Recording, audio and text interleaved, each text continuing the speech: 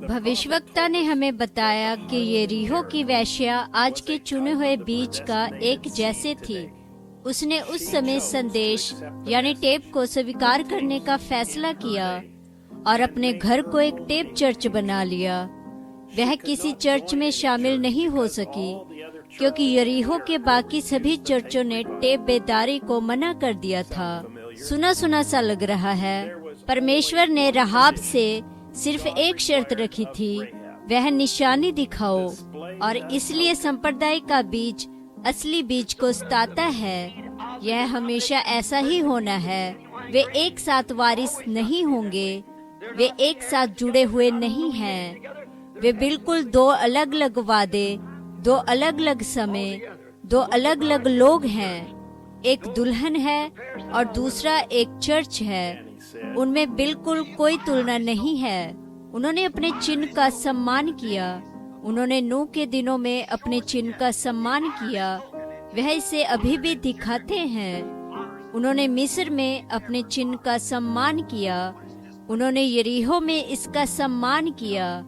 वह आज इसका सम्मान करते हैं। जब भी उनका चिन्ह दिखाया जाता है, वह हमेशा उसका सम्मान करते हैं। आओ और दुल्हन बनो। चर्च का सदस्य होने से इसकी कोई तुलना नहीं है। Good morning.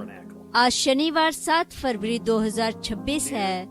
अब ब्रहनम टैबरनेकल से उकाब एक साथ इकट्ठा हो रहे पत्र। प्रिय मसीह के लिए जन्मे, हमारे हृदयों में जो प्रेम और आनंद है उसे नश्वर मानवीय शब्दों में कैसे व्यक्त किया जा सकता है, जो हम अपने दिन के लिए उसके वचन के सच्चे प्रकाशन को जानते हैं। यह सोचिए, इसमें हमारा कोई योगदान नहीं था, लेकिन वही वो महान मैं हूँ अपनी ही इच्छा से हमें पहले से ठहराया कि वह हमें वह सबसे महान चीज दे जो वह दे सकता था, हमारे युग के लिए उसके वचन का प्रकाशन। उसने समय की परिवीणता के आने तक प्रतीक्षा की ताकि हमारे भीतर जीवन की सांस को फूंके, जिससे हम उसकी आवाज को हमसे बात करते हुए सुन सके। और यह कहती है, अब मैंने पूरी कोशिश की है कि तुम लोगों को बताऊं और तुम्हें ऐसे मार्गदर्शन करूं जैसे कोई पिता अपने बच्चों को करता है। तुम मेरे बच्चे हो इस सुसमाचार के द्वारा जिसे मैं प्रचार करता हूँ। मैंने तुम्हें मसीह के लिए उत्पन्न किया है, समझे? और मैं चाहता हूँ कि तुम पूरी तरह परिपक्व बच्चे या संतान बनो। और मैं चाहता हूँ कि उस दिन तुम्हें मसीह के सामने प्रस्तुत करूँ। जैसा पौलुस ने कहा, एक शुद्ध कुंवारी। उस वचन में ऐसी कोई बात नहीं है जिस पर तुम्हारा हृदय आमीन के साथ जोर न दे। परमेश्वर अपने सामर्थ्य दूत के जरिए से बोलते हुए हमें नेतृत्व कर रहा है और मार्गदर्शन कर रहा है। यह यीशु मसीह की दुल्हन है। हम उसकी पूरी तरह परिपक्व शुद्ध कुमारी संतान हैं और उसके अद्भुत अनुग्रह के द्वारा हम हर एक वचन को सुनकर आमीन के साथ जोर देते हैं। यह दिव्य पुष्टि के साथ वचन का सिद्ध अनुवाद है। यदि वो आवाज जो हम टेपों पर सुन रहे हैं वह वचन का सिद्ध अनुवाद है, तो यीशु मसीह की दुल्हन को और क्या चाहिए? कुछ भी नहीं। उसने हमें चुना है, उसके चुने हुए छोटे से समूह को, ताकि हमारे युग के लिए उसके वचन का सच्चा प्रकाशन मिले। हम ही वो एक हैं जिन्हें उसने धरती पर होने के लिए चुना है। भौतिक देह में 1000 वर्ष सहस्राब्दी के राज्य के समय के दौरान रहे। मेरे मित्रों, आइए हम कुछ क्षण इस पर विचार करें। हमारे पास यहाँ इस धरती पर एक महिमामंत देह होगी। हम खाएंगे, पिएंगे, घरों को बनाएंगे और 1000 वर्षों तक ठीक वैसे ही जीवन व्यतीत करेंगे जैसे अभी करते हैं। यह हमारा हनीमून होगा, जहाँ दुल्हन, हम और दुल्हा प्रभु यीशु मसीह एक हो गए होंगे। हम हर दिन, हर मिनट इस महिमामय समय के लिए देख रहे हैं और प्रतीक्षा कर रहे हैं। ये इतना निकट है कि ऐसा लगता है जैसे हम इसे छू सकते हैं। मैं पूरे हृदय से विश्वास करता हूँ यही है जो आज हमारे साथ हो रहा है। ओह, अब मसीह और उसकी कलीसिया का यह आत्मिक मिलन जब देव वचन बन रही है, और वचन देह बन रहा है, प्रकट होता है, परिमाणित होता है।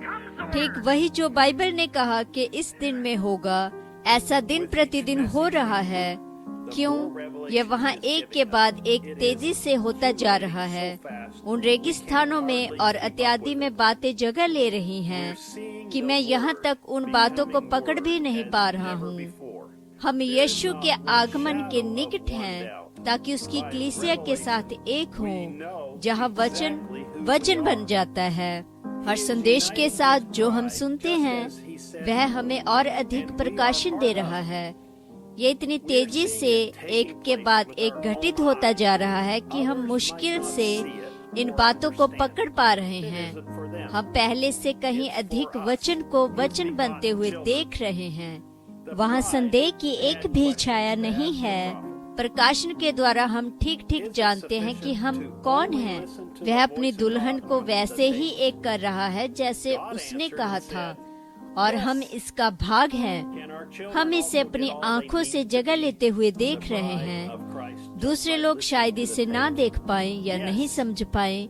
ये उनके लिए नहीं है, ये हमारे लिए है, उसके उत्पन्न हुए बच्चों के लिए। दुल्हन के पास भविष्यवक्ता से पूछने के लिए प्रश्न थे, क्या केवल टेपों पर परमेश्वर की आवाज सुनना ही पर्याप्त है? परमेश्वर ने उत्तर दिया और कहा, हाँ, क्या हमारे बच्चे भी केवल टेपों को सुनकर वह सब कुछ पा सकते हैं जिसकी उन्हें मसीह की दुल्हन होने के लिए आवश्यकता है? हाँ, इस प्रकार दुल्हन को जो कुछ भी आवश्यकता है, ये सब टेपों पर है। हम ये भी जानते हैं कि परमेश्वर ने अपने बच्चों के लिए और भी कई तरीके प्रदान किए हैं। हम परमेश्वर के बहुत ही आभारी हैं। उसने ऐसे लोगों को प्रदान किया जो चंगाई और उसके वचन को सिखाने के लिए प्रेरणा के नीचे हैं, ताकि वह दूसरों के लिए स्पष्ट हो सके। लेकिन उसकी दुल्हन उसके सिद्ध पर्याप्त प्रदान किए गए मार्ग को चाहती है। यही वो सब है जिसकी हमें आवश्यकता है। मैं आपको आमंत्रित करना चाहता हूँ कि इस रविवार दोपहर 12 बजे जेफरसन विलेज समय अनुसार ब्रैनम टैबरनेकल से जुड़ें, जब हम सुनेंगे प्रश्न और उत्तर भाग 3 640830 M। कितना अद्भुत है उसके वचन का प्रकाशन होना और यह जानना कि हम ही देधारी हुए वचन हैं। भाई जोसेफ ब्रैनम। आज ही अपना लाइफलाइन या द टेबल ऐप डाउनलोड करें www.branham.org/EN-apps। अगली बार तक परमेश्वर आपको आशीष दे और शालोम।